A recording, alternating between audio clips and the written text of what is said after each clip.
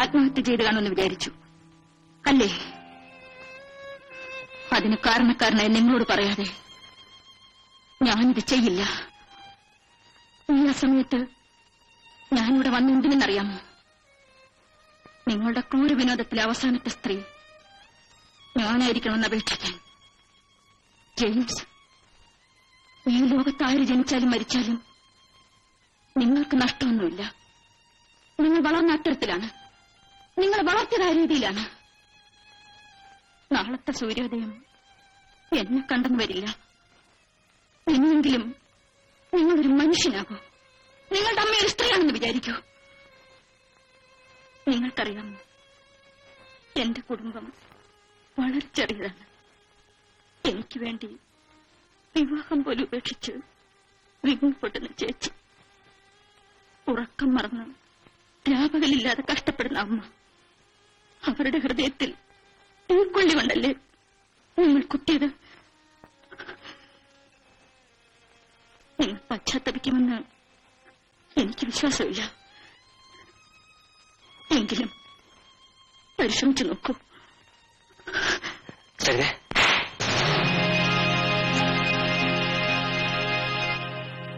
അല്പം വൈകിപ്പോയെന്ന് തോന്നുന്നു. ഞാനിത് നേരത്തെ ചെയ്തിരുന്നെങ്കിൽ എന്റെ എന്ന് പറയാൻ എനിക്കൊരു മകനുണ്ടാകുമായിരുന്നു. മോളെ, ഞങ്ങളെ വിചാരിച്ചെങ്കിലും നീ അവനോട് ക്ഷമിക്ക. എടാ, ഇവളുടെ കാൽ ചുവട്ടിലെ മണ്ണിന്റെ വില പോലും ഇല്ലാത്തതാണ് നീ. ചോദിക്ക്, ഇവളുടെ കാലൊഴിച്ച് മാപ്പി ചോദിക്കും. ശരിതേ, ഞാൻ ഒന്നും പറയണ്ട. ഇനിയുള്ള നിങ്ങളുടെ താണ്ഡവം എന്റെ ശവത്തിലാവട്ടെ. എന്റെ ശവത്തിന് നിങ്ങൾ പോസ്റ്റർ ഒട്ടിക്കൂ.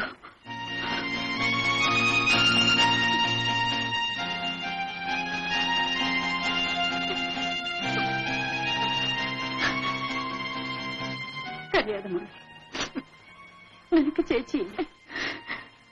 ചേച്ചി ചുമച്ച് തുപ്പുന്നത് വരെ നീ വിഷമിക്കില്ല.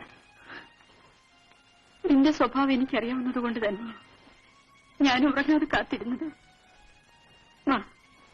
അമ്മ ഉണരുന്നതിന് മുൻപ് നമുക്കങ്ങ് ചെല്ലാം.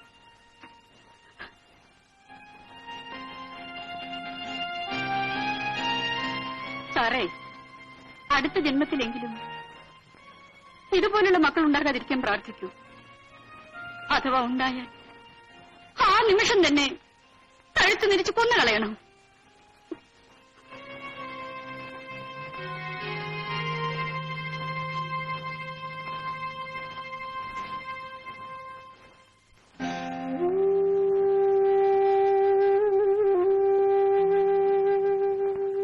സരിതേ, നീ ഇങ്ങനെ വാശി പിടിച്ച് കിടക്കരുത്. പരീക്ഷയ്ക്ക് ഇനി 3 മാസങ്ങളേ ഉള്ളൂ. അത് കഴിഞ്ഞാൽ നമ്മളെല്ലാവരും രക്ഷപ്പെടും. ഞാൻ ഇനി ആ ശവപ്പറമ്പിലേക്കില്ല. ഞാൻ പറയുന്നു കേക്ക്. എന്നെ ജീവനോടെ കാണുന്നുണ്ടെങ്കിൽ ഇനി നിർബന്ധിക്കരുത്.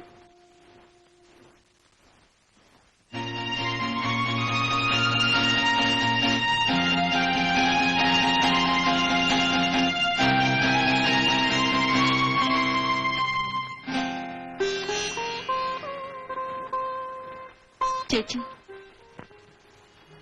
ഇത്രയും കാലം ചേച്ചി എനിക്ക് വേണ്ടി കഷ്ടപ്പെട്ടില്ലേ? ഇനി ചേച്ചിക്കൊരു ജീവിതം വേണ്ടേ? ആ ചിന്ത നിനക്കുണ്ടായിരുന്നെങ്കിൽ നീ ഞങ്ങളെ അനുസരിക്കുമായിരുന്നല്ലോ. എന്റെ തലയിലെടുത്തുപോലെ കഴിഞ്ഞോളാം. ആ ശങ്കരനായർ കൊണ്ടുവന്ന കാര്യം ഒന്ന് ആലോചിച്ചൂടെ? ഇനി എനിക്കൊരു കല്യാണത്തിന്റെ കുറവേ ഉള്ളൂ. ചേച്ചി, നമ്മൾ ആശിക്കുന്നതെല്ലാം നടക്കാറില്ലല്ലോ. ഞങ്ങൾ ആശിച്ച നടക്കുമായിരുന്നു. നീ അതിന് സമ്മതിച്ചില്ല. കഴിഞ്ഞതെല്ലാം കഴിഞ്ഞില്ലേ മോളെ. നാഴിപാത്രത്തിൽ ഇടങ്ങഴി പിടിക്കാറില്ലല്ലോ.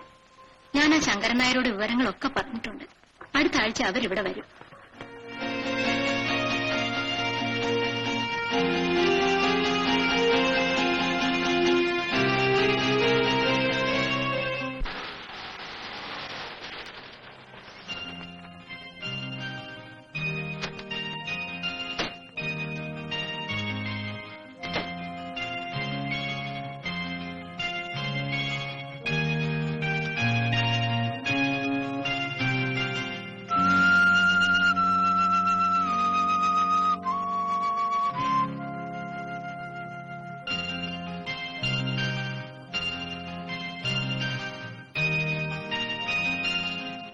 സരിതേ,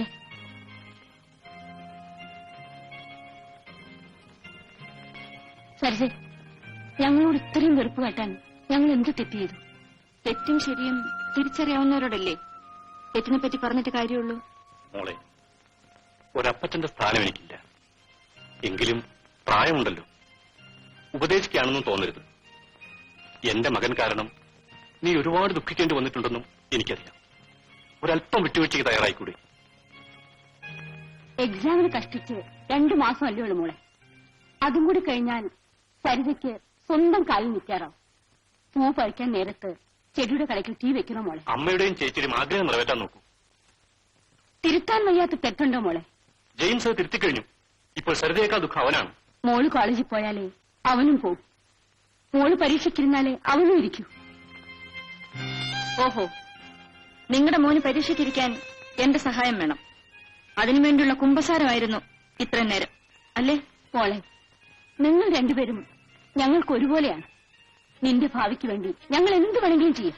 എങ്കിൽ മകനോട് പറയൂ, കുറെ കൂടി പോസ്റ്ററുകൾ കോളേജ് പരിസരത്ത് ഒട്ടിക്കാൻ.